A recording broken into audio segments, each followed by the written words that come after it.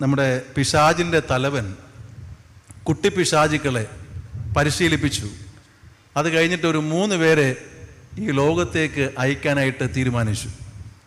അവരോട് ചോദിച്ചു, ഈ ലോകത്തെ യഥാർത്ഥത്തിൽ നാശത്തിലേക്ക് നയിക്കാൻ, പിശാചുക്കളുടെ ജോലി അതാണല്ലോ, തിന്മയിലേക്ക് നയിക്കാൻ, നാശത്തിലേക്ക് നയിക്കാൻ നീ എന്ത് ചെയ്യും? ഒന്നാമനോട് ചോദിച്ചു.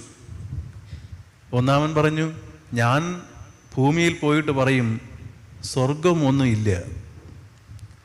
അപ്പം അങ്ങനെ പറഞ്ഞു കഴിയുമ്പോൾ ആൾക്കാർ ഇഷ്ടമുള്ളതുപോലെ ജീവിച്ചോളും, അവർ തിന്മയിൽ മുഴുകിക്കൊള്ളും, അവർ നാശത്തിലേക്ക് പതിച്ചോളും. പിശാചിൻ്റെ തലവൻ പറഞ്ഞു, നീ എന്ത് മണ്ടത്തിലാ പറയണത്? സ്വർഗം ഉണ്ടെന്ന് എല്ലാവർക്കും അറിയാം. ഈ ലോകത്ത് നന്മ ചെയ്ത് കടന്നു പോകുന്നവർക്കായിട്ട് ദൈവം ഒരുക്കിയിട്ടുള്ള സ്വർഗമുണ്ടെന്നും ദൈവമുണ്ടെന്നും എല്ലാവർക്കും അറിയാം. അയാൾ പറഞ്ഞത് ദൈവമില്ല എന്നും സ്വർഗമില്ല എന്നും